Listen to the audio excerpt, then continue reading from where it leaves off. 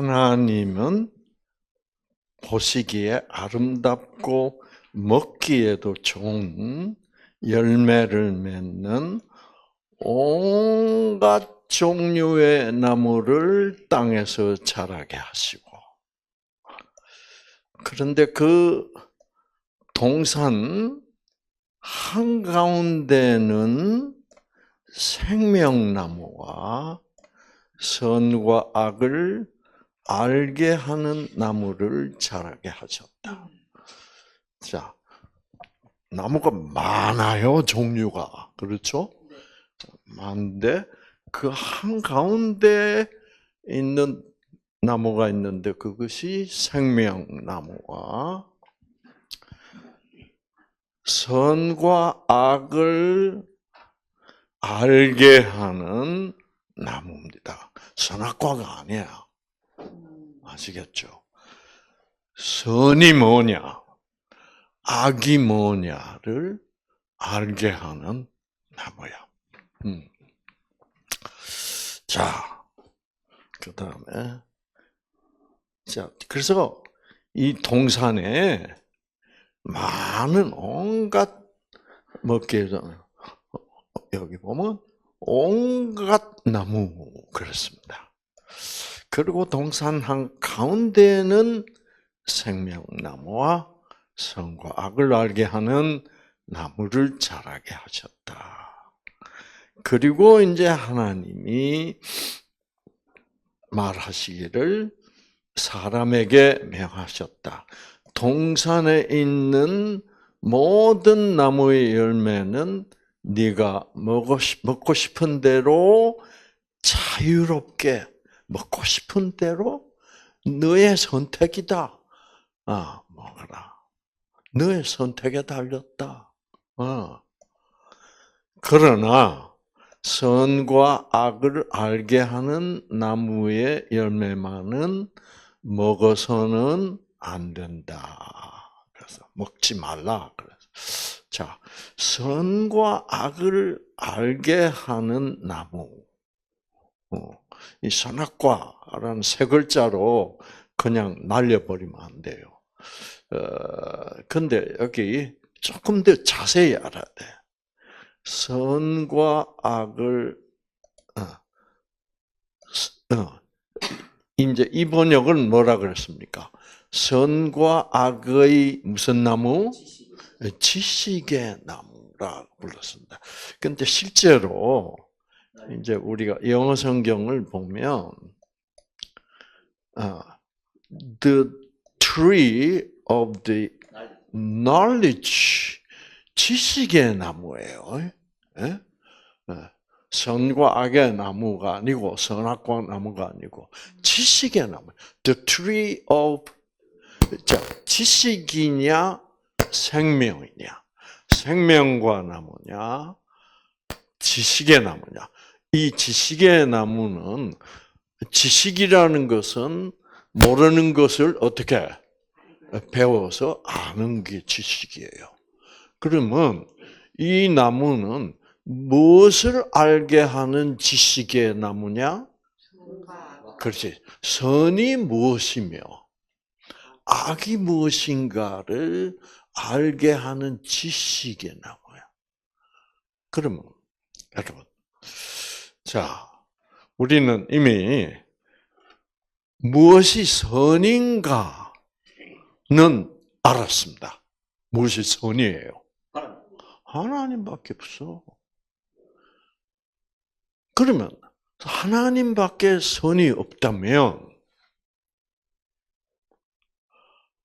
악을 꼭 알아야 될 지식이 필요할까? 하나님만이 선이라면 그런 지식은 필요 없어, 사실. 왜? 하나님만이 선이기 때문에 뭐가 악이냐고 따질 필요가 있어, 없어? 없이. 왜? 악은 뭐예요? 하나님 아니면 다 악이야. 그렇죠? 이제 그거를 꼭 알아야 돼요. 그런데 하나님은 뭐의 하나님이에요? 생명의 하나님. 왜 하나님은 생명의 하나님이야? 하나님은 생기를 주실 수 있는 하나님. 그 다음에 왜 하나님은 생기를 주실 수 있는 하나님이에요? 무조건적 사랑의 하나님이기 때문에.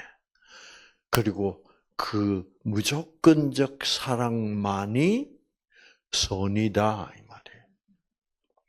근데 무조건적 사랑이 아닌 조건적 사랑은 뭐예요? 악이야.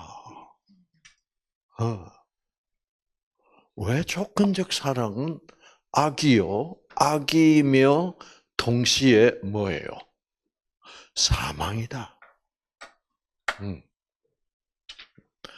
그래서 우리가 사망하는 것은, 죽는 것은 결국 우리가 무엇을 받아들였기 때문이다? 무조건적 사랑 그 이상해. 그거는, 10시간 일해도 10만 원. 1시간 일해도 뭐예요? 10만 원. 그게 말이 돼? 조건대로 10시간 했으면 10시간 한 사람은 10시간은 분을 줘야지. 네. 여러분, 그 일꾼들한테, 포도원 일꾼들한테 다 같이 한 데나리온을 줬다. 그 말은 그거는 무언가 아주 중요한 것을 상징하고 있습니다. 그 한 데나리온은 뭘까?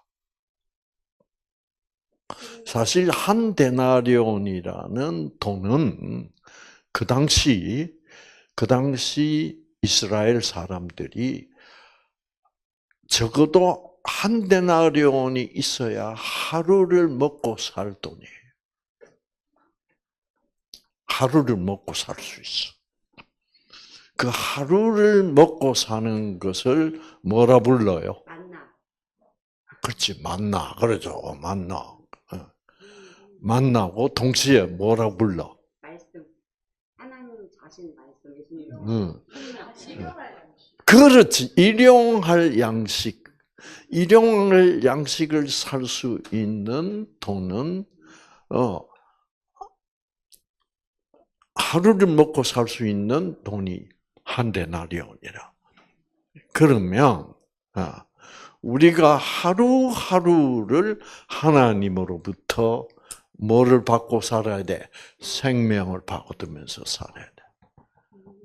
특히 여러분 같은 환자들은 일용할 하루에 내가 필요한 생기를 받아야 돼. 그렇죠. 그래서 일용할 양식은 생기요, 바로 그것이 생명이요, 그것은 오늘도 나를 살리는 누구의 말씀? 하나님의 말씀. 그 하나님의 말씀 속에 있는 생명, 그 생명은 바로 예수 그리스도를 뜻하는 게 한 데나리온이에요. 그래서 하나님이 주시는 것은 생명이기 때문에 일을 10시간 했고 1시간 했고 그런 것을 따져서 줄 수도 없는 거예요. 10시간 일한 사람도 뭐예요? 결국 일용할 양식만 있으면 돼. 그렇죠? 그래서 데나리온 돈으로 치면 그거는 생명이 아니잖아. 그러니까 하나님이 뭐 돈을 주시겠어? 생명을 주시는 분이지. 그래서 하나님은 그 누구에게나 그 우편 강도처럼 그 강도는 신앙생활을 한 지 2시간도 안 됐어. 그래도 그에게도 뭐예요? 한 생명이야. 그래야 하나님이지. 이제 그렇게 생각을 하라 이거지. 생명의 관계들. 그렇지. 결국은 구원해준다는 약속이군요. 응? 늦게 들어온 자나 일찍 들어온 자나 내가 그 한 생명을 줘서 너희들 다 구원할 거야. 이거죠. 그렇지. 예, 착하네. 예, 바로 그게요. 그래서 하나님은 임금을 주시는 분이 아니야. 하나님은 생명을 주시는 분. 예, 그렇죠. 그래서 우리가 자꾸 그거를 이제 한 데나리온이라는 비유를 써서 얘기를 하니까 자꾸 우리는 돈으로 계산하고 싶은 거야. 우리의 본성은. 그러니까 지식의 나무가 있어야 될 이유가 없어. 그렇지. 무엇이 선이냐, 무엇이 악이냐를 왜 구분해야 돼, 우리가? 그거는 조건적 생각에 완전히 세뇌되어 있는 지금 우리에게는 그거 알아야지 라고 말할 수밖에 없잖아. 근데 그 자체가 틀렸어. 왜? 하나님만이 선인데 그거를 알아야 될 이유가 없다 이 말이야. 그런데 그 사단은 그에 대한 반기를 들었다 이 말이지. 하나님만이 이제 예를 들어서 선이다. 그러면 무엇이 선이며 무엇이 악이냐를 알게 하는 지식이란 거는 그게 바로 뭐요? 뭐가 우리에게 이거는 선이야, 이거는 악이야, 이거는 선이야, 이거는 악이야를 가르쳐 주는 지식은 바로 뭐예요? 법이지, 율법이지. 그러니까 율법은 하나님의 무조건적 사랑을 모를 때 뭐가 선이지? 그럼 뭐는 악이지? 이거를 따질 수밖에 없는 상황이죠. 그러나 무조건적 사랑의 하나님, 즉 무조건적 사랑은 그 자체가 생명이기 때문에 그 하나님이 딱 나타나면 하나님이 아닌 모든 것은 뭐예요? 다 악이지. 왜? 하나님이 아닌 그 무조건적 사랑이 아닌 모든 것은 생명이 아니야. 사망이야. 그 죽음은 악이야. 그렇죠. 이렇게 알아라 이거죠. 그러니까 다시 말하면 빛이 무엇인 줄을 알았다면 어둠이 무엇인가를 알 필요가 없어. 왜? 빛 아니면 어둠이지 뭐. 그렇잖아. 그래서 내가 빛을 알았다. 그렇게 되면 어둠이 뭐냐고 따질 이유가 없어. 왜? 빛이 아니면 어둠. 그 다음에 생명만이 선이다. 하나님은 생명이시니까. 그러면 생명 아닌 것은 사망이야. 그러면 악은 뭐냐? 생명이 선이라면 악은 뭐예요? 사망이라고 이름 붙일 필요도 없어. 생명이 아니면 악이지. 그럼 그것은 사망이지. 그래서 그래서 하나님은 빛이요, 하나님은 생명이요, 하나님은 무조건적 사랑이요. 이거는 그것만이 선이다. 그거 아니면 빛이요, 생명이요, 사랑, 무조건적 사랑이 아닌 것은 그건 자동적으로 악이지 우리가 뭐 배워서 알아야 될 필요가 없는 거라 이 말이에요. 그래서 결국 그 질문을 한 가지 질문으로 딱 짧게 딱 만들면 나는 지금 조건적인가 무조건적인가? 그 무조건적이 아니면 나는 악이야. 이제 그거를 알아야 돼. 자, 그렇게 알면 이제 그거를 모르면 선은 뭔가? 선을 모르는 상태가 돼 버려. 그렇지. 선을 모르면 무조건적 사랑을 모르면 법이 필요해. 예를 들어서 악을 행하지 않는 게 선이야. 웃기게 돼버린 거야. 그렇게 다 그렇지. 그게 우리한테 세뇌되어 있는 거죠. 무조건적 사랑이 선이란 걸 모르면 무엇이 악이지? 왜? 내가 선하려면, 착하려면 그 악만 안 하면 돼. 그러니까 지금 사람들의 사고방식은 법이 있으면 그것만 안 어기면 된다 이 말이야. 그러나 뭐는 알아 몰라. 무조건적 사랑은 모른다. 그렇게 사단이 인간을 속였다 이 말이야. 그래서 너희들은 무조건적 사랑인 하나님, 곧 생명의 하나님만 따먹어라. 생명과 나무. 너희들이 그것이 그 선만 먹으면, 생명만 먹으면, 무조건적 사랑만 내가 알면, 그거 아닌 것은 전부 뭐예요? 뭐 악이 뭐냐고 물어보고 배울 필요가 없어.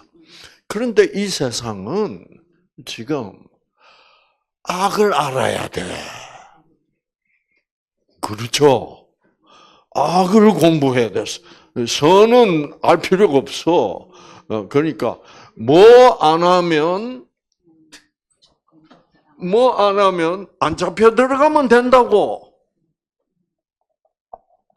그렇죠? 그러면 그거는 자, 그래서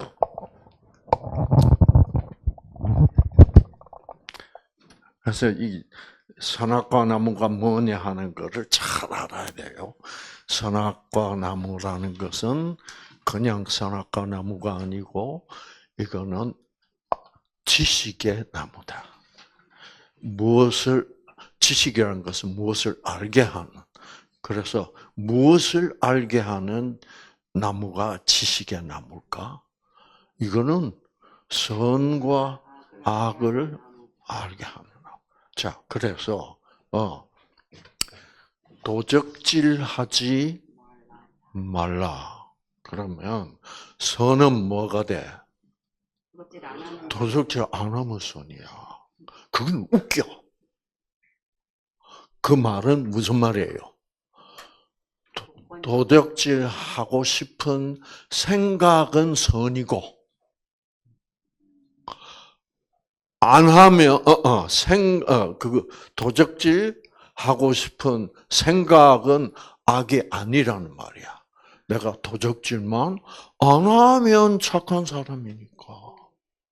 이래서 하나님의 그 무조건적 사랑이 땅에 떨어져 버리는 거야. 아무 가치가 없게 돼요. 그래서 이제 간음하지 말라, 도적질하지 말라, 거짓 증거하지 말라, 살인하지 말라. 이제 이렇게 해놓으니까 그거 안 하면 선해. 그러니까 선이라는 것이 어떻게 돼버려? 높은 곳 하나님이 어디로 떨어져 버리는 거야? 땅으로 떨어져 버리는 거야. 하나님 모르게 돼. 지금 이렇게 돼 있다. 인간의 사고가 하나님을 알 수 뭐예요? 없는 조건적 사고를 하는 인간으로 완전히 타락했다 이 말이야. 그러니까 선이 뭔지를 모르고, 나는 선해. 왜 선해? 나는 법을 잘 지키거든. 그럼 법을 아무리 법은 뭐에 초점을 맞추고 있어? 조건적이야. 행동에만 초점을 맞추고 있어. 행동에. 그렇죠? 왜? 도적질 하지 말라? 그러면 내가 안 훔쳤으면 아무것도 훔친 일이 없어. 아무것도 훔친 일이 없어. 그러면 착한 사람이야. 법 잘 지키는 사람이니까. 그래서 준법 정신이 강하다고 상도 주잖아. 그러나 내 마음 속에는 훔친 일은 없다고 착하다, 선하다. 라 그러면 그 선은 얼마든지 진짜 선이 아니고 가짜 선일 수 있어 없어. 그래서 그렇게 행동에만 초점을 맞추는 법은 결국 어떤 사람을 탄생시켜? 위선자를 탄생시켜. 그건 선이 아니야. 위선이지. 안 훔쳤다고 네가 착하다고? 이거는 말이 뭐예요? 안 돼. 이 속에는, 마음에는 훔치고 싶은 생각이. 그래서 내가 행동만으로 선하다는 그런 평가를 해 주는 것을 뭐라고 부르게? 그거를 도덕이라고 불러. 도덕. 도덕은 행동만 착하면 도덕적으로 어떤 사람이요? 선한 사람이야. 네. 그래놓고 그런 사람을 우리가 뭐라고 불러? 법 없이도 사는 사람이라고. 그런데 여러분 십계명은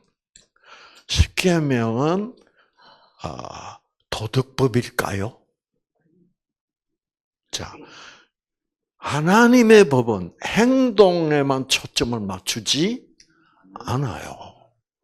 하나님의 법은 예를 들어서 도적질하지 말라, 간음하지 말라는 법은 행동만 안 하면 착한 거요? 행동만 안 했다고, 당신은 선한 사람이라고. 그러면 나는 하나님 같은 사람이네? 선하니까. 선한 존재는 누구밖에 없는데? 하나님밖에 없는데. 자, 그래서 하나님의 십계명은 도덕법이 아니다. 라는 것을 하나님이 우리로 하여금 깨닫게 하기 위하여 십계명이 쫙 있죠. 그러면 맨 꼬랑지 끝판에 가서 무슨 법이 있어? 탐내지 마라. 탐내지 말라 한마디는 그거는 무슨 말이에요?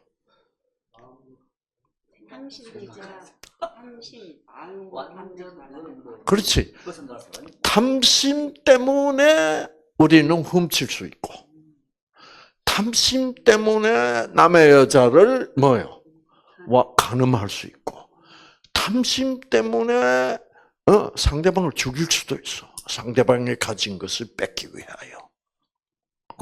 그래서 안 죽였다고 살인하지 않는 게 아니라 탐심은 이미 나로 하여금 간음하게 하고 싶어 하는 마음을 가지게 하고, 탐심 때문에 훔치고 싶은 마음을 가지게 하고. 그래서 사도 바울은 결국 뭐라 그래요? 탐심은 우상숭배니다.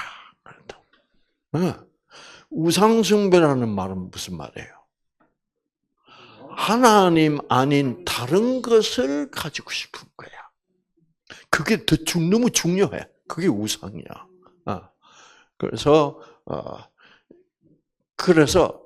그래서 십계명의 맨 끝에 보면 탐내지 말라는 것은 행동으로는 안 나타날 수 있어. 왜? 탐심은 간음으로 나타날 수도 있고, 도적질로 나타날 수도 있고, 훔치는 걸 나타날 수 있지만은 그 행동을 안 했다고 해서 네가 율법을 지킨 것이 아니다라는 것을 깨달아라 이 말. 그와 동시에 탐내지 말지니라. 그래서 9번째 계명까지 쫙 보면 내가 지킬 수 있는 것 같아. 근데 맨 마지막 계명을 보면 내가 이걸 어떻게 지켜? 내가 가진 것보다 더 좋은 것을 가지고 있으면 탐나는 것이 뭐요? 탐내는 것이 정상이지. 남이 더 좋은 걸 갖고 있는데 하나도 탐이 안 내면 그거는 인간이 아니지. 그래서 그 탐내지 말라는 그 10번째 계명은 아주 중요한 계명이야. 그것은 뭐냐고 하면 너희들 내가 준 10계명을 지킬 수 있는 것 같지? 그래놓고 10번째 딱 가면 하나님이 못 지키지. 그렇게 돼 있는 거야. 못 지키지. 그러면서 9번째까지 지켜라. 이렇게 돼 있는 거야. 그래 놓고 메롱 지킬 수 있다고 너희는 못 지켜. 딱 이렇게 하는. 그러면 못 지키는 것을 지키라고 명령을 했어. 그래 놓고 지켜야 돼. 살인하지 마, 간음하지 마, 도적질하지 마. 탁 해놓고 그 다음에 뭐요? 너희는 지킬 수 없어. 그러면 그건 뭐가 돼? 지킬 수 없는 것을 지키라는 명령을 해놨어. 그러면 그 명령은 명령일 수가 있어요, 없어요? 명령일 수가 없지. 지킬 수 없는 걸 지키라는 게 무슨 그게 명령이요? 그럼 지킬 수 없는 것을 우리에게 명령으로 준 것은 그 준 이유는 뭘까? 못 지킨다는 것을 깨달아라. 지킬 수 없다는 걸 깨달아라. 그러면 지킬 수 없구나 나는. 그러면 나는 어떻게 돼야 돼? 그 명령에 의하면 나는 죽어야 돼. 아시겠죠? 나는 죽어야 돼. 너는 죽은 몸이야. 율법은 우리에게 그렇게 얘기하는 거야.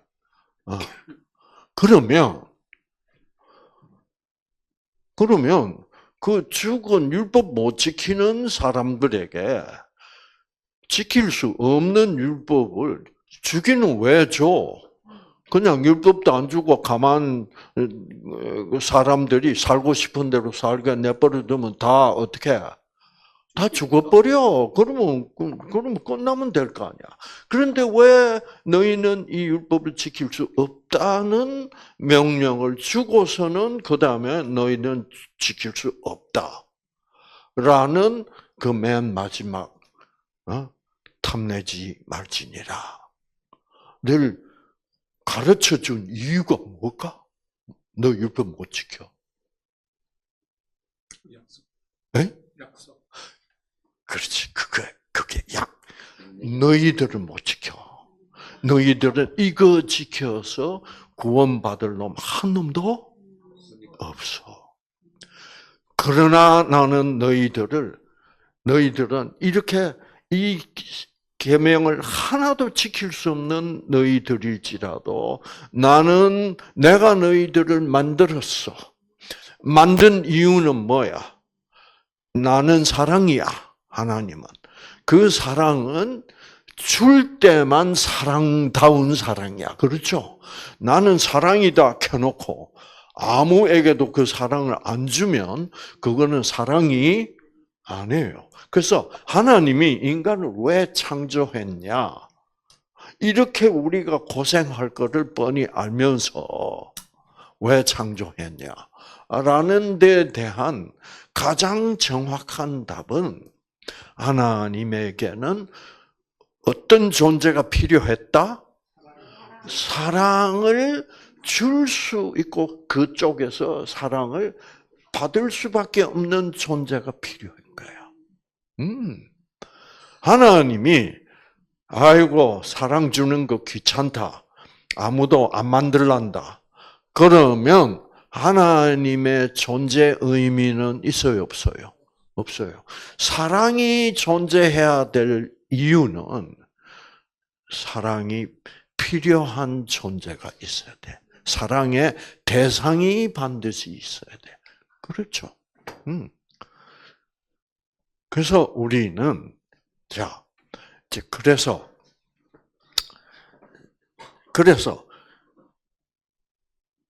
맨 끝에 10번째 탐내지 말라는 계명이 없다면 그 10계명은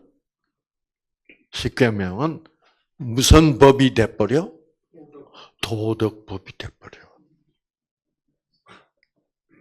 탐내지 말라가 있기 때문에 10계명은 하나님이 줘놓고 맨 끝에 가서 뭐예요? 메롱 너희는 못 지켜. 왜 그러니까 하나님이 율법을 주신 이유가 뭐냐고 하면 나는 율법을 잘 지키면서 나는 바람핀 일도 없고 훔친 일도 없고 살인한 일도 없으니까 나는 뭐예요? 충분히 천국 갈 수 있는 사람이라고 착각하지 말라 이 말이에요. 근데 그 착각하고 사는 사람들 많죠. 예를 들어서 누구도 그렇게 착각하고 일평생을 살아왔어. 사도 바울. 그러니까 사도 바울도 탐내지 말지니라는 거를 사도 바울이 평생 읽어봤을 거예요. 그런데 사도 바울은 왜 자기는 율법을 지켜서 다른 사람보다도 더 잘 지켜서 천국 갈 수 있는 사람이라고 확신하고 살았을까? 그 마지막 탐내기를 그를 놓쳐버렸지. 마지막 탐내지 말지니라를 그거를 가볍게 생각하고 놓쳐버린 거지. 가볍게 생각하고 놓쳤다. 좋은 답인데, 그거를 탐내지 말지니라는 건 하나님이 의도적으로 맨 10번째다 붙여놓은 거예요. 근데 9번째까지는 다 할 수 있을 것 같은 거야. 그러다가 나 다 대충 잘 지킬 수 있다. 그런데 탐내지 말지니라를 내가 읽을 때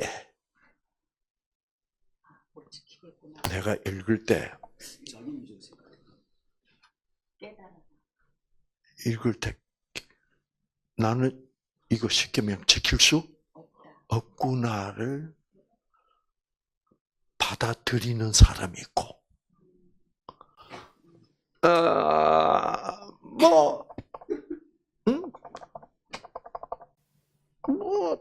지키는 걸로 뭐예요? 지킬 수 있는 걸로 뭐예요? 하자, 그렇지. 지키는 걸 하자. 그렇지. 대충 거 하는 이게 내가 지킬 수 있나? 아닌데? 그럼 나 율법 못 지키잖아? 이것이 하나님 앞에서 정직해야 돼. 그런데 대부분의 인간들은 그 정직성을 버려버리는 거예요. 90점 맞으면 통과할 수 있다고 생각합니다. 네? 90점 받으면. 그렇지. 90점 정도면 될 수 있다. 왜? 도덕으로 치면 90점이야. 그러나 영어로 치면은 뭐예요? 빵점이야. 그 빵점을 몰라. 그렇죠? 그러니까 행동으로 내가 안 훔쳤고 바람 안 피웠고 살인 안 했고 도둑질 안 했고 90점 정도면 되잖아. 그런데 그 90점도 90점이야 아니야. 도덕적으로 보면 90점이라고 평가해 줄 수도 있지. 그러나 무선적으로 보면 영적으로 보면 나는 무슨 점이야? 빵점이야. 그거를 바울이 깨달아버린 거야. 아시겠죠? 그래서 그거를 깨닫고 나니까 그러면 하나님이 이 율법을 왜 줬지? 보니까 그러니까 빵점짜리가 구원받을 수 있는 가능성 있어 없어? 없어. 1도 없어. 그러면 뭐로만 구원받을 수밖에 없어? 하나님이 자기 아들을 보내서 내가 죽어야 될 죽음, 내가 율법을 못 지키니까 죽어야 될 수밖에 없는 그런 존재. 하나님이 나 대신 죽지 아니하면 그 대신 죽어주시는 것을 대속이라고 부릅니다. 대속. 이 기독교의 핵심은 대속이야. 그래서 내가 구원 못 받고 죽을 수밖에 없는 나를 대신하여 죽어 주셔야만 나는 죄 없는 사람, 누가 내 죄를 대신 갚아줬으니까. 그래야만 나는 구원받을 수 있다는 사람이 될 수가 있는 거지. 그러니까 나는 이 율법을 한 개도 지킬 수가 없구나 라는 것을 깨달을 때 하나님 앞에서 나는 진짜로 정직한 사람이 되는데 그 정직한 사람의 입에서는 무슨 말이 나올 수밖에 없어? 나는 십계명을 한 개도 지킬 수 없습니다. 라고 말할 수 있는 사람이 그것이 이제 정직하게 된 거야. 그래서 우리는 그 정직성으로 그러면 우리가 그 정직성으로 구원을 받는 거지. 뭔가를 지켜서 구원받을 수는 없다 이 말이에요. 그렇죠. 그래서 이거를 분명하게 알아야 돼. 그래서 지금 현재 많은 기독교인들이 가장 범하는 치명적인 오류가 뭐냐고 하면 하나님의 십계명을 이거를 무슨 법이다? 도덕법이라고 생각하는 이것이 가장 치명적인 오류다 이 말이에요.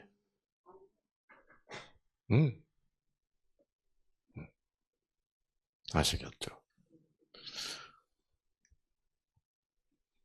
여러분, 십계명을 도덕부, 제가 이제 안식일 교회 다닐 때도, 자, 우리는 율법으로부터 해방됐다. 그랬거든, 사도 바울이. 예수 그리스도의 죽으심으로 말미암아 나는 율법으로부터 해방됐다. 율법으로부터 해방되는 것은 무엇을 받았다는 말이에요? 그렇죠. 무조건적 사랑을 깨달았는데 그걸 깨닫게 된 것은 하나님이 주신 성령을 받았기 때문이야. 그러니까 율법 아래 율법에 매여 있다가 율법으로부터 십자가가 나를 해방시킨과 동시에 나는 율법으로부터 해방되면서 뭐를 받은 사람이 돼? 성령을 받은 사람이 돼. 율법으로부터 해방됐는데 성령이 없으면 그거는 완전히 그거는 어떤 사람이 돼? 그렇지. 은혜를 받으려면 자꾸 죄를 지면 돼. 그래서 많은 사람들이 그 당시에 사도 바울을 보고 뭐라고 비판할게요. 저 바울 저 자식은 말이야. 은혜로 구원받는다 하는데 그 은혜를 어떻게 받느냐면 내가 죄가 많다는 것, 죄 때문에 나는 구원받을 수 없다는 것을 깨달으면 구원받는다는 거야. 그렇죠? 그러니까 사람들이 어떻게? 사도 바울은 뭐라고 가르치는 사람이냐?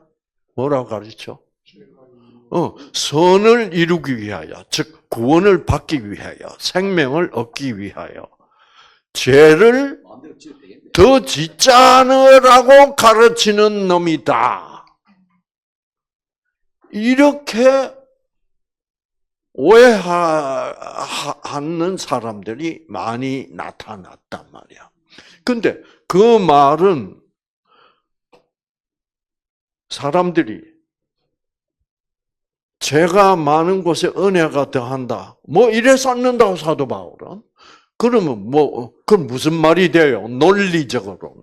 도덕적으로는 무슨 말이 돼? 그러면 구원받으려면 죄 자꾸 지어라. 이런 말이 돼야 안 돼요. 그거는 논리로는 글로 갈 수밖에 없어. 근데 그것은 논리적이며 또 도덕적으로 말하면 그런 말이 될 수밖에 없어.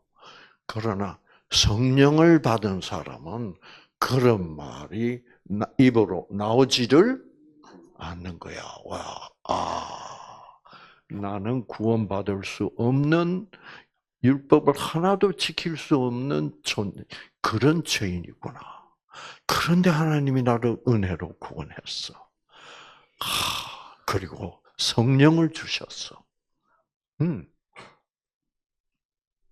그러면 우리는 하나님의 성령의 음성대로 따라가는 사람이 되고 싶어. 되고 싶은데 성령의 음성대로 따라갈 수가 없어. 아시겠죠? 그것이 현미의 딜레마였다 이 말이에요. 그것이 누구의 딜레마였기도 했을까? 사도 바울의. 그 사도 바울은 뭐라 그럽니까? 자, 우리가 여기서 여기 사도 바울이 이렇게 한탄을 합니다.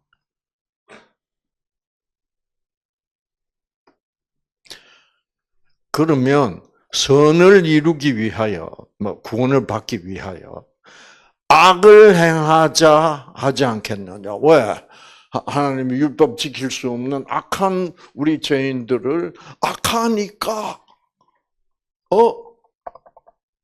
은혜를 베풀어서 구원한다고 사도 바울이 가르치고 있잖아. 나는 그렇죠. 나는 그래도 율법을 지킬 수 있어. 이런 사람은 누구처럼? 자기 자신처럼. 자기 자신이 바리새인이었을 때처럼. 그런데 사도 바울은 지금 뭐예요? 나는 율법으로부터 해방됐어.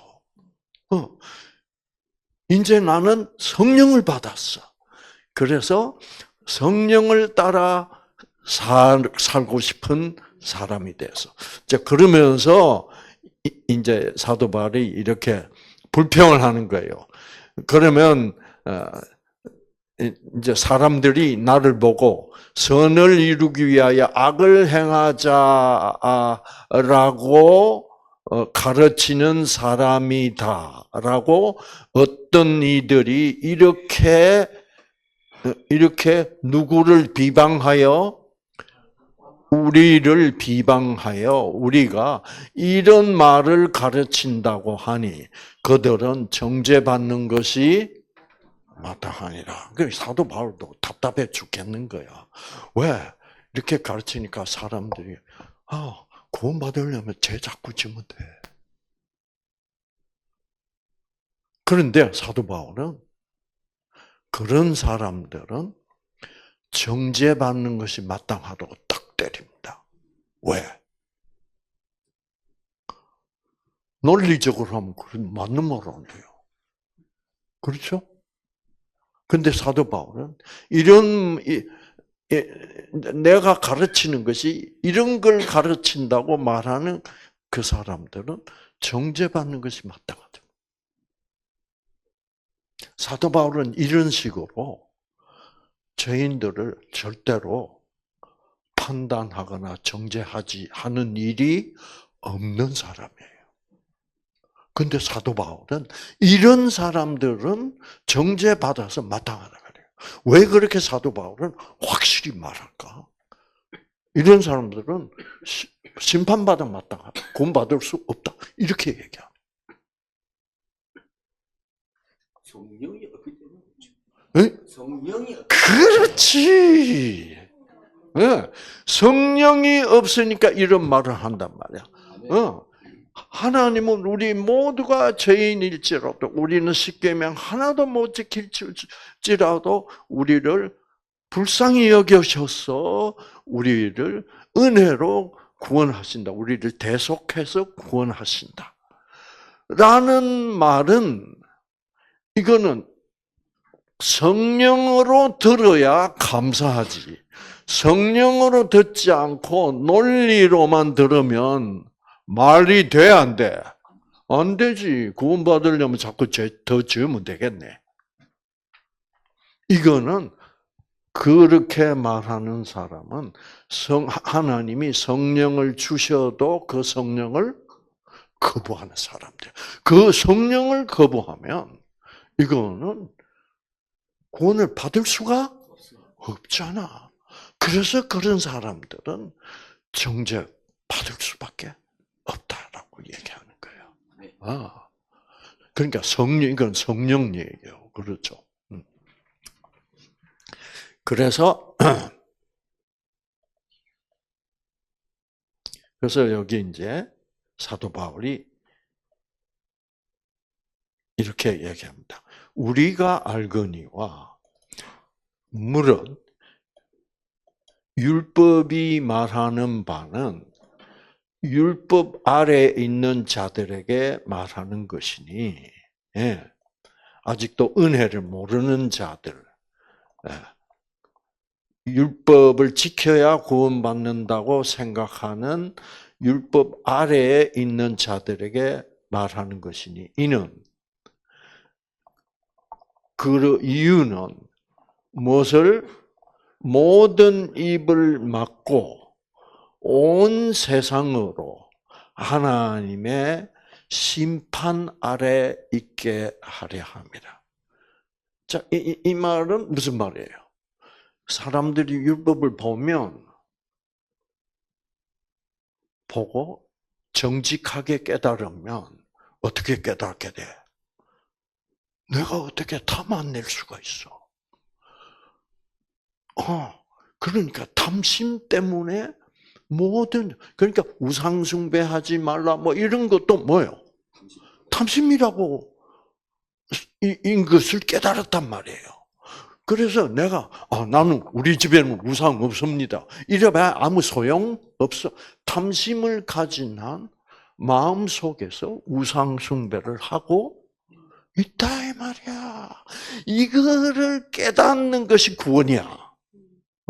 그래서 온 세상으로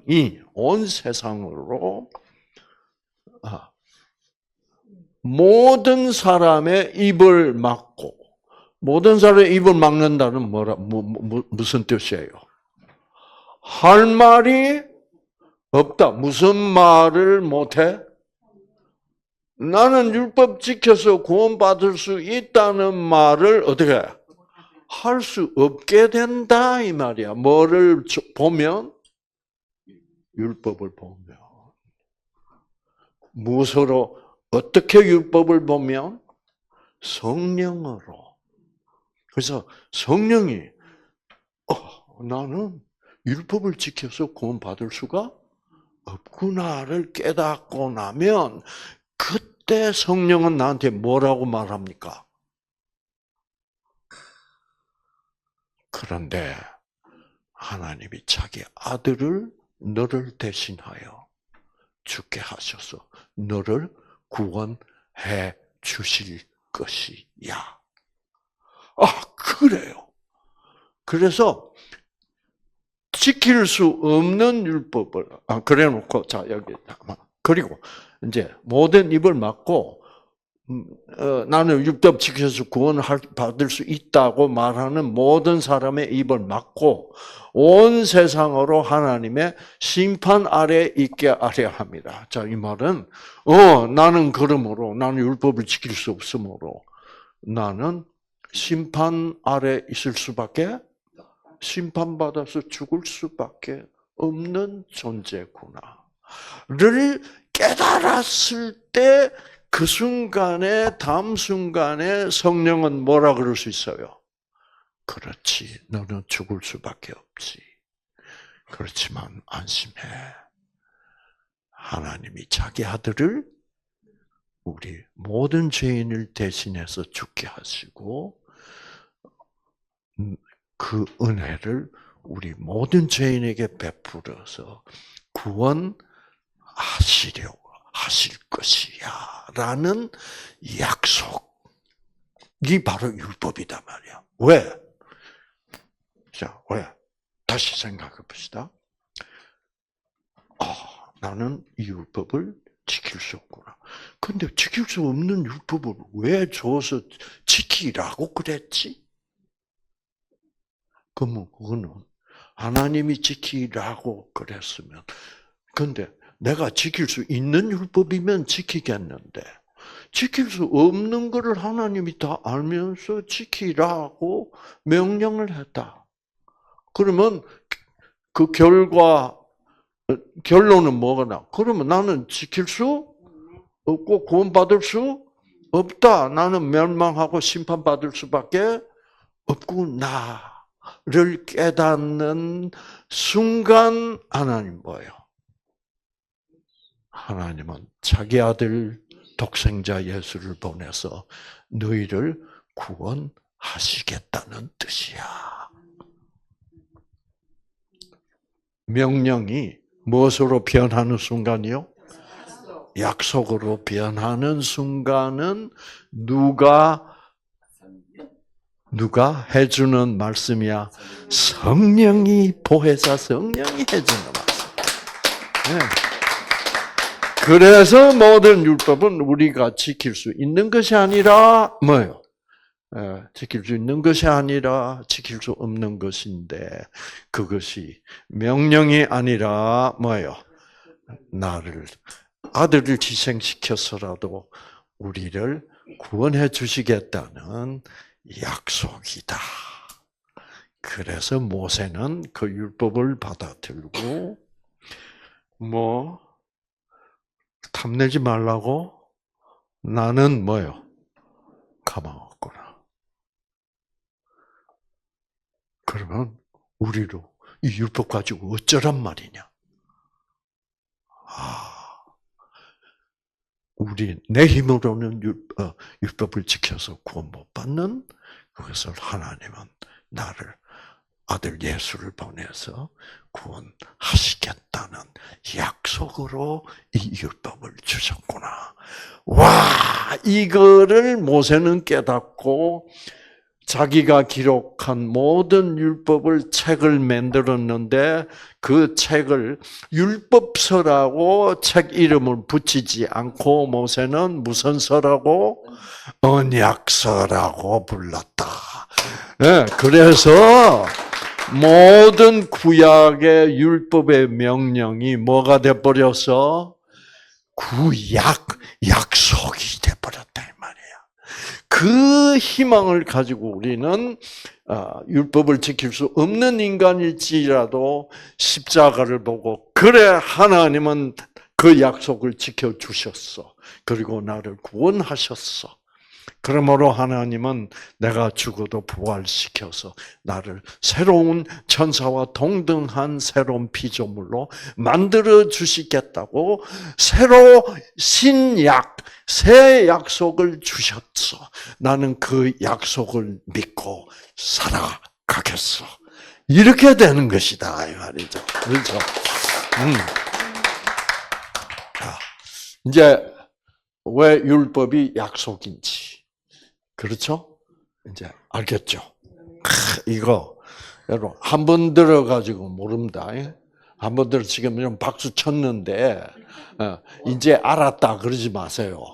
이거는 생전 처음 들어보는 말이라 들을 때는 알은 것 같은데 뭐예요? 설명을 할 수가 없어. 그렇죠? 이거를 설명할 수 있을 때까지 이 부분은 지금 제가 방금 얘기한 거는 너무나 중요한 부분. 요거는 누구한테라도 어떻게 설명해 줄 수 있도록 이 설명을 외워야 돼. 아시겠죠? 그러면 내 마음이 그때 설명까지 할 수 있게 되면 나는 뭐야? 은혜로 율법이 아닌 은혜로 구원 받은 죄인이구나를 내가 확신할 수 있게 되면서 이제 그게 확실해지면 어떻게 된다?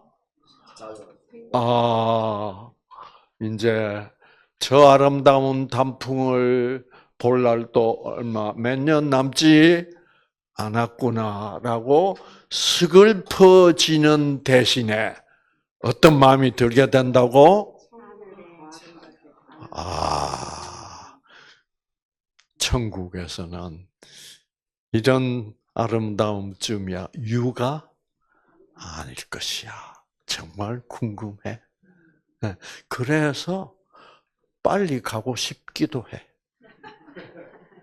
사도 바울은 자기는 빨리 가고 싶다 그랬게 안 그랬게?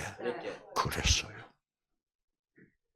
지금 내가 현실 속에서 산다는 것은 너무 힘들다. 왜? 사도 바울은 맨날 가는 데마다 어떻게 얻어맞아요. 누구한테 얻어맞아? 유대인들은 온 세상에 퍼져 있단 말이에요. 그 사도 바울이 저 로마에 가도 로마에도 유대인들이 있는 거야. 그럼 로마 유대인들은 전부 율법주의야. 근데 사도 바울은 율법주의적 유대인들이 사도 바울의 말을 들으면 무슨 말이 돼요? 율법 따위는 필요 없어. 구원은 은혜로 받아. 그래서 각자가 내가 구원받을 수 없을 만큼 죄인이다를 깨닫는 사람이 은혜를 받아들인다. 그래서 구원받을 수 있다라고 가르친단 말이에요. 그럼 유대인들의 귀에는 뭐로 들려? 율법은 그거는 웃기는 거고 율법은 웃기는 게 아니지. 왜? 너희들이 이거 못 지키니까 내가 내 아들을 대신 희생시켜 너희를 구원하겠다는 약속으로 보면 그 율법은 위대한 거야. 그렇죠? 그런 뜻으로 얘기하는 사도가 율법을 쓰레기통 쳐넣으라는 말로 들어 유대인들. 그러니까 유대인 열 받아 안 받아. 그래서 유대인들은 그 결사대를 조직해가지고 비밀리에 사도 바울을 어떻게 잡아서 가두고 또 뭐야 유대인 또 이 거짓말쟁이 이 사도 바울을 관에서 정부에서 잡아서 가두라 뭐 이래가 사도 바울은 이래저래 감옥 생활하다가 시간이 다 가는 거야. 그러니 빨리 천국 가고 싶겠지. 그렇죠. 그래서 근데 바울은 왜 안 간다? 지금 당장 천국 안 간다?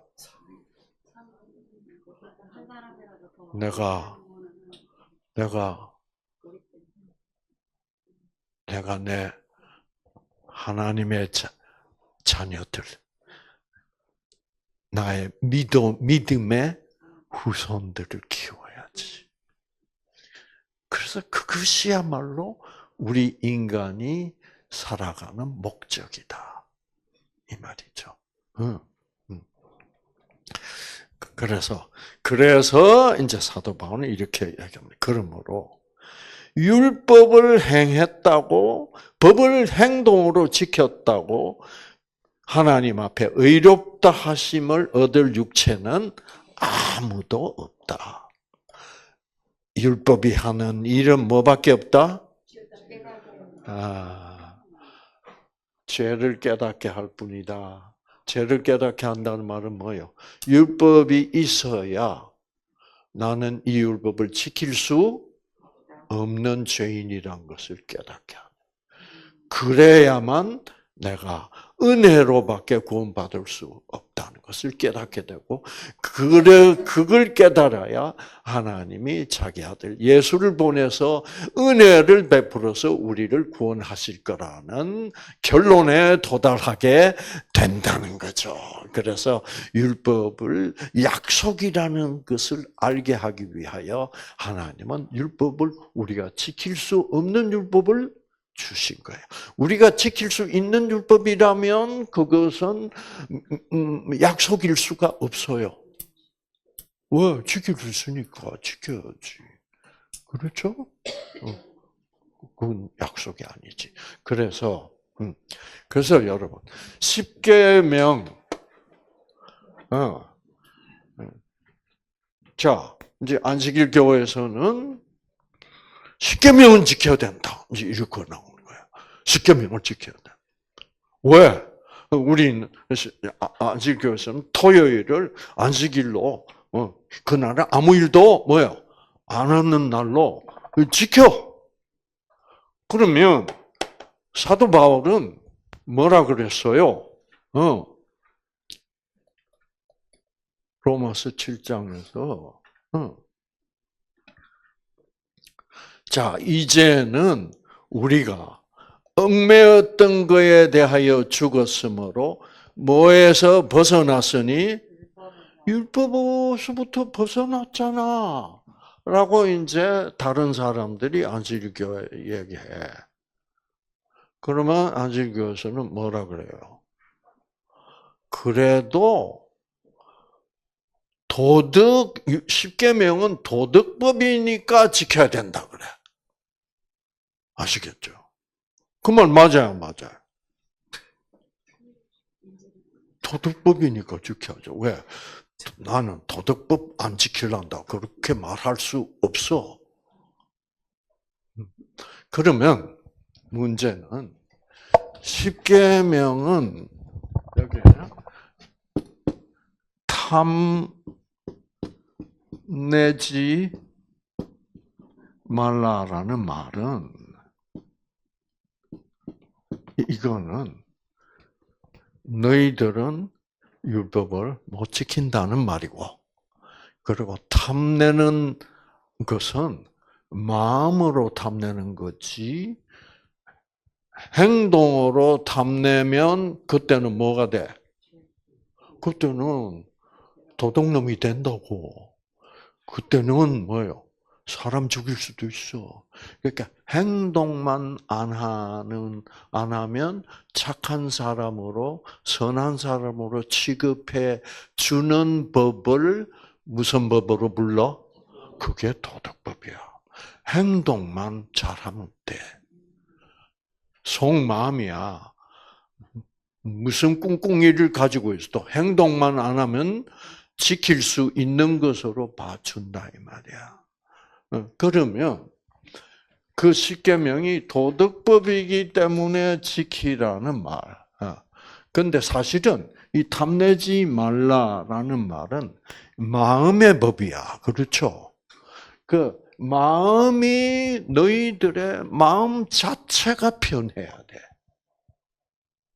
그래야만 너희들은 탐내지 않는 사람이 될 수 있어.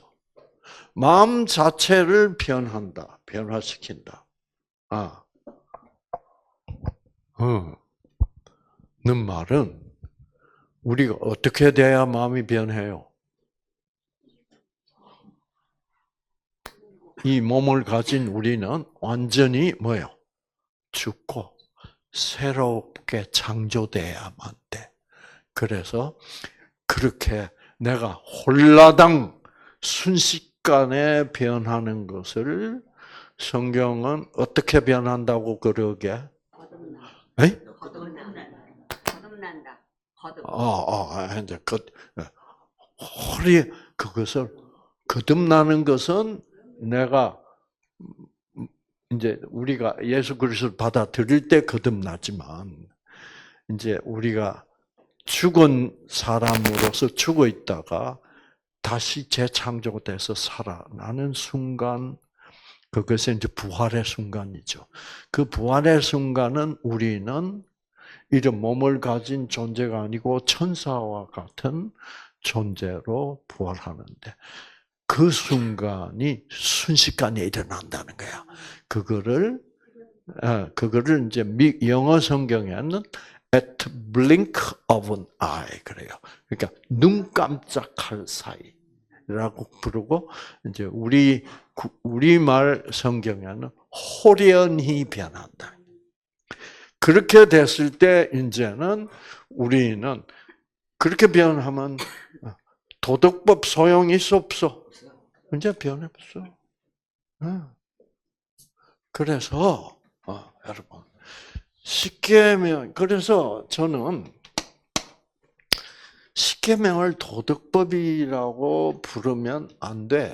십계명은 결국 이거는 마음의 변화인데 행동을 아무리 착하게 해도 마음의 변화가 없는 것을 도덕법이라고 그래요.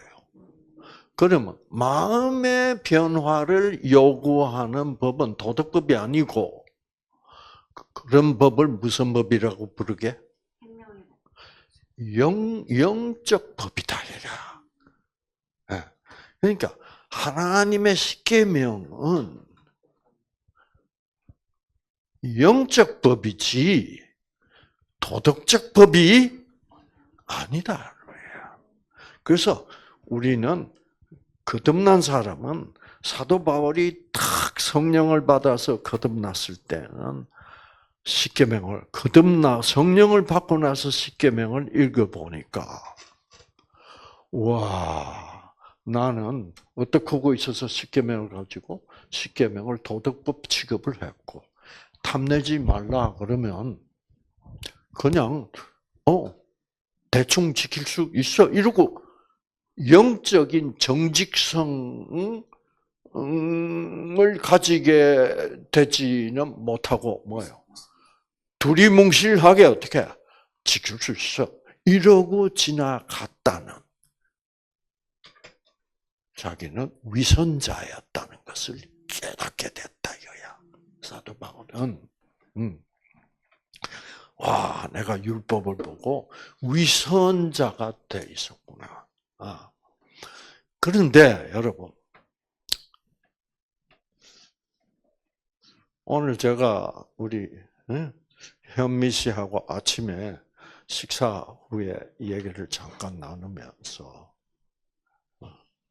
지금 현재 이 대한민국의 개신교는 율법에서 벗어났다 그러면서 또 뭐를 지켜야 된다고 그래, 구원받으려면. 그렇죠? 그래서 저는 그거를 율법에서 완전히 벗어나지를 못했구나. 그러면서 우리는 율법에서 벗어났다고 또 그렇게 말하고 있어. 그러니까 이게 상당히 헷갈려 하고 있는 거야. 그래서 저는 제가 가본 교회마다 다 그런 율법에서 벗어나서 은혜로 구원받았다는 것을 확실하게 깨닫고 있지는 못하고 또 그래도 뭐예요? 그래도 봉사를 하지 아니하면 구원 못 받습니다. 그럼 이건 은혜가 아니야, 그렇죠? 그럼 이게 그래서 저는 모세 율법은 벗어났는지 몰라도 새로운 율법을 만들어. 그렇죠? 그래서 다 봉사를 해야 돼. 그리고 주일 성수를 해야 돼. 이제 이런 걸로. 그거 안 하면 뭐예요? 구원 못 받아. 그런 식으로. 그래서 저는 거기에다 명칭을 하나 제가 붙였습니다. 현재 개신교는 신율법주의로 주의에 빠졌다. 신율법주의. 신율법주의에 빠진 이유가 뭘까? 영적인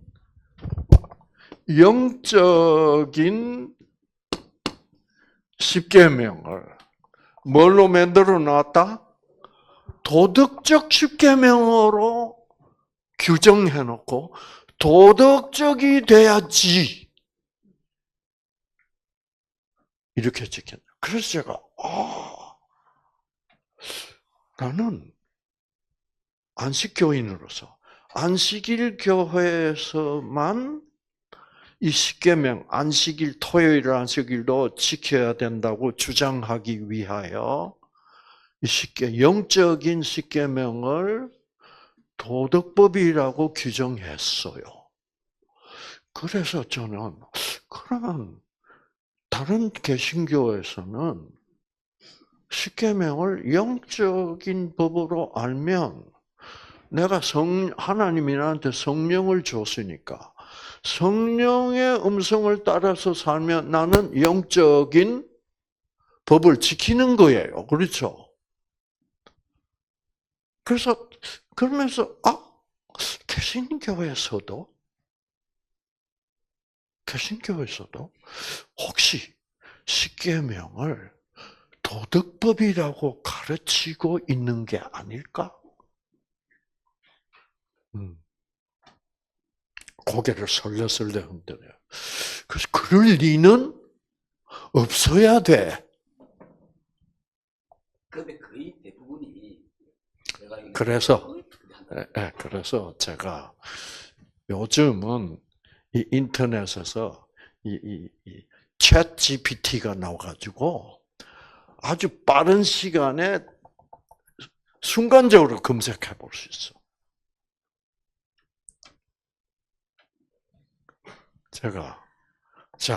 개신교는 어디서 나온 거요? 종교 개혁으로 탄생한 게 개신교야. 천주교에서부터 이제 개신교가 태어났잖아. 그러면 개신교의 출발점은 마틴 루터야. 마틴 루터가 십계명을 도덕법이라고 가르쳤냐라고 물어봤어. 와, 제가 놀라 자빠졌습니다. 마틴 루터가 십계명을 도덕법이라고 가르쳤대.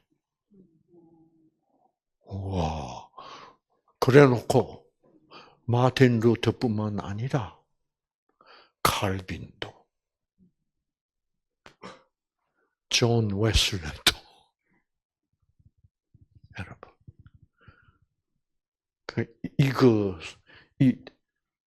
왜 기독교인들이 도덕적으로 살아야 될 거 아니에요? 맞아요. 그러니까 십계명은 보니까 도덕법 같아 안 같아? 예, 간음하지 말아야지, 도적질하지 말아야지. 예, 그 찾아보세요. 놀랍습니다. 와, 이렇게 돼 있구나. 그래서 여러분 오늘 이 강의로 십계명은 절대적으로 영적인 법입니다. 그래서 십계명은 그 시작이 어떻게 시작해요? 십계명 서문. 나 외에는 다른 신을 섬기지 네, 나 외에는 그 바로 전에 나는 너희를 애굽 땅에서 해방시킨 여호와니라. 그거를 전제하고 합니다. 그 전제는 무엇을 뜻할까? 나는 너희를 애굽으로부터 구원한 하나님이다. 지금부터 나는 약속한다. 무엇을 약속해? 이제 노예 생활로부터 이집트로부터는 구원받았지만 너희들은 아직도 무엇으로부터는 구원받지 못했다? 죄로부터. 나는 그래서 자 이집트로부터 구원받은 하나님이다. 이 말은 무엇을 뜻하냐고 하면 그 당시에 이집트가 세계에서 최강국이었어. 최강국의 왕 바로 왕을 굴복시키고 자기 백성 이스라엘 백성을 구원해내신 여호와 하나님. 이거는 인간은 어떤 인간도 이스라엘 백성을 에집트에서 해방시켜낼 수 있어 없어? 인간으로서는 불가능해. 그거는 어떤 인간도 그 당시 세계 최강국 바로를 굴복시킬 수 있는 인간은 인간으로서는 존재하지 않아. 오로지 이스라엘 백성을 그 노예 생활로부터 구원해낼 수 있는 분은 누구밖에는 없어? 여호와 하나님이다. 그러니까 나는 너희를 죄로부터 에집트로부터 구원하고 이제는 죄로부터 구원하려고 이 십계명을 준다. 읽어봐라. 읽어보니까 뭐예요? 나는 못 지켜. 그럴 때 그 하나님이 그래. 네 힘으로 너는 죄로부터 구원받을 수 없다. 인간의 힘으로는 안 된다. 그러므로 나는 약속한다. 내가 내 아들 예수를 보내서 너를 구원할 것이다. 라는 약속이 되는 거야. 그 약속을 주시기 위하여 나는 너희를 애굽으로부터 구원해낸 여호와니라. 네. 그래서 처음부터 나는 이런 하나님이니까 내가 약속하면 다 뭐요? 인간으로서 이루어질 수 없는 것을 반드시 약속을 지키고 이루어낼 수 있는 나는 너희의 하나님이다. 믿어다오. 이렇게 된 거예요.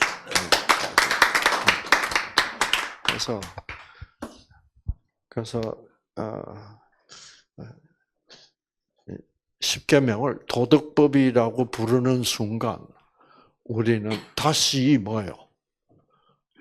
법을 십계명을 지킬 의무를 인정해버리는 거야. 난 그리고 내 자신이 예수님께서 율법으로부터 나를 해방시켰다고 믿기가 뭐예요? 어려워지는 거예요. 그렇죠. 그래서 여러분, 지금부터 여러분을 지배하는 것은 성령님이지 율법은 아닙니다. 모든 율법으로부터 예수님은 우리를 해방시켰습니다. 그런데 자, 요거 한마디만.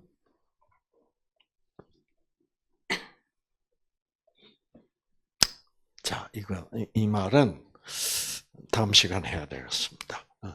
그래서 그러나 율법으로부터 해방을 시켜 주신 이유는 뭐라? 지킬 수 없으니까. 그렇죠? 근데 어떤 교파에서는 또 어떻게 가르치냐 하면 성령을 받았다면 율법을 지켜야 되지 않느냐. 자, 여기 이제 어려운 부분이에요. 그럴듯한 도전이죠. 성령을 받았다면 율법을 지켜야지 이제. 성령이 율법을 지킬 수 있도록 해줄 건데, 그게 이제 이건 좀 더 어려운 문제야. 그게 네? 말려 들어갈 필요도 없고요. 율법이 아무리 복잡하고 유명하다 해도 이것은 죄를 깨닫게 하는 이유나 요를 가지고 접근하면 아무것도 아닙니다. 그렇지. 응. 죄를 깨닫게 하는 거지.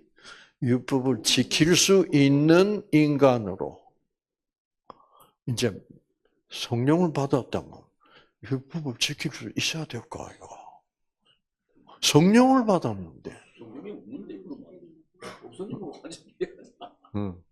그래서 그 부분은 이제 다시 잘 한번 자세히 들어가 보는 것이. 제가 힌트를 하나만 드리면 사도 바울은 이 성경을 기록한 사람들은 기록한 사람들 한 사람 한 사람들이 다 뭐예요? 어떤 사람들이 성경을 기록했어요? 성령의 감동으로 다 하나님을 잘 따르는 사람들이 기록했습니다. 그렇죠? 어릴 때부터 부모들도 성령이 충만하고 하나님에 대한 교육을 잘 받고 그런 사람들이라야 성경을 기록할 수 있어. 그런데 성경을 기록한 사람들 중에 극단적으로 악한 사람이 한 사람이 있어.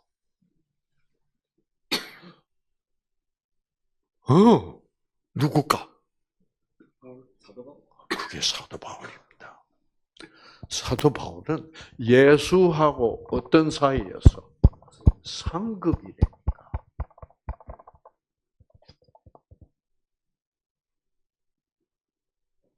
하나님께는 그 바울처럼 그렇게 극단적으로, 왜 제가 극단적으로 악한 사람이라고 부르냐면 그 당시에 바리새인들이 많았어.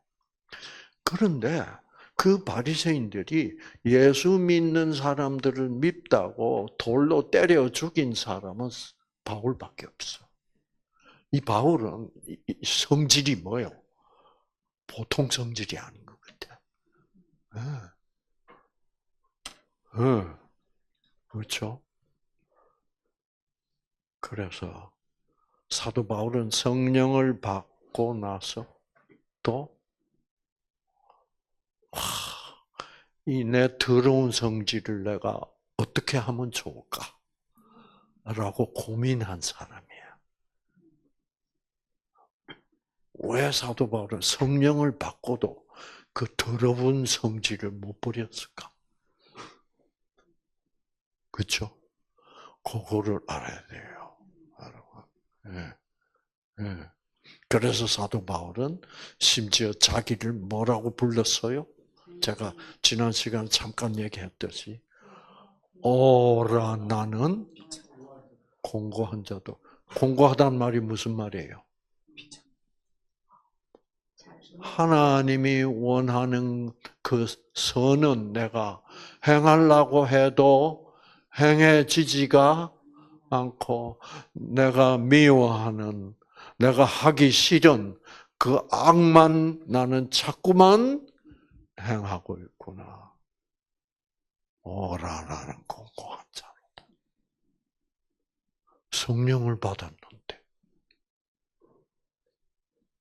그래서 많은 신학자들은 로마서 7장은 성령 받기 전에 사도 바울이 자기 자신을 묘사한 거라고 그렇게 얘기하는 신학자까지 있을 정도요. 근데 그 말은 무슨 말이에요? 성령을 받았으면 율법 지켜야지. 이런 뜻이에요.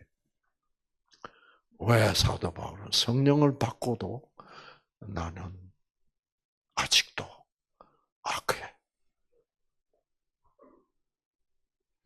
솔직한 응. 인간의 솔직한 네. 그거를 깨달아야만 여러분이 자유로워진다. 아시겠죠? 그런데 우리가 자꾸 그걸 못 깨달으면 신앙생활을 내가 50년을 했는데 아직도 요 모양 요 꼴이네. 이래 가지고 구원을 내가 과연 천국에 갈 수 있을까를 자꾸 천국에 갈 수 있을까 없을까를 자꾸 자기의 뭐요? 행위를 보고 의심을 하겠는데. 무엇을 의심하는 거예요? 하나님이 우리를 이미 구원해 주신 은혜를 의심하고 있다. 은혜를 의심하는 것은 굉장히 위험한 겁니다. 그것은 결국 누구를 의심하는 거예요? 성령을 의심하는 거예요. 그래서 여기에 대한 분명한 이해를 가지고 있어야 돼. 아시겠죠? 그래서 바울이 그렇게 성령을 받고 그래도 그런 고민을 하고 있었구나. 자, 여기까지 하겠습니다, 오늘은.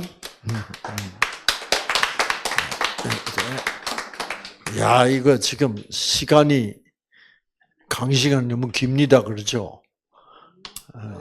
제일 중요한 건 예? 제일 중요한 건 밤을 새워서 돼요. 밤을 새워도 된다. 그 정도로 뭉쳐야 돼요. 기록의 핵심을 제일 중요해요. 맞아요. 자, 우리가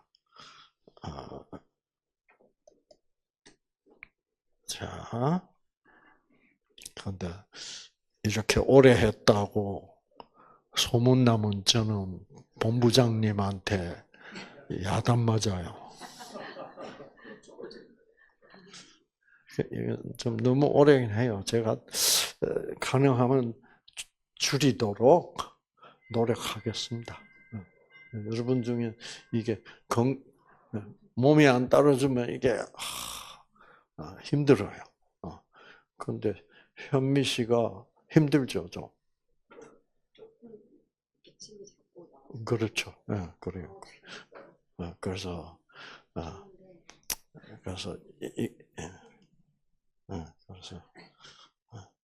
자, 우리 조신 하나님.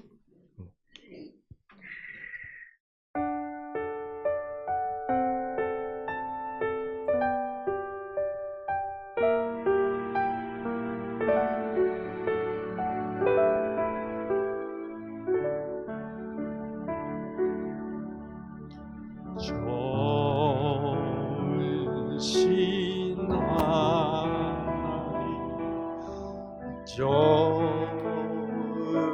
조신 하나님, 참 좋으신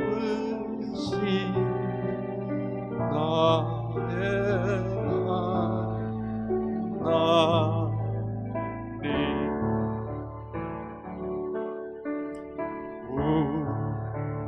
우리의 기도를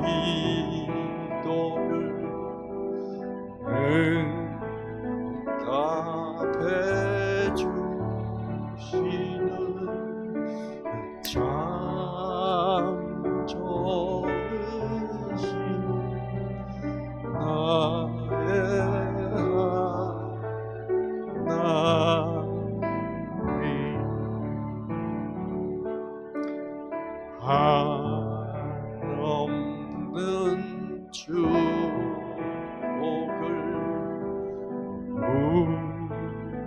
우리에게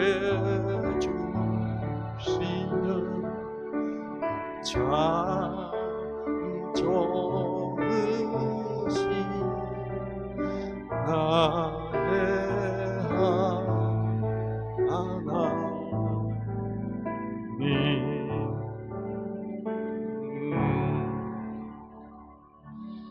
참 좋으신 하나님. 정말 우리가 율법으로부터 해방되었다는 말을 우리 스스로도 감당하기가 쉽지 않습니다. 왜냐하면 율법을 안 지켜도 되는 사람이 되었다.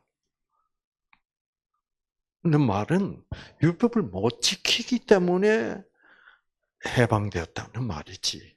지킬 수 있는데도 불구하고 안 지켜도 되는 사람이 되었다는 말은 아니라는 것을 우리가 자꾸 망각합니다. 그렇게 되면, 그렇게 자꾸 망각하면 우리는 예수를 믿는 사람, 성령을 받은 사람은 비도덕적으로 살아도 된다는 그런 반박을 받게 됩니다.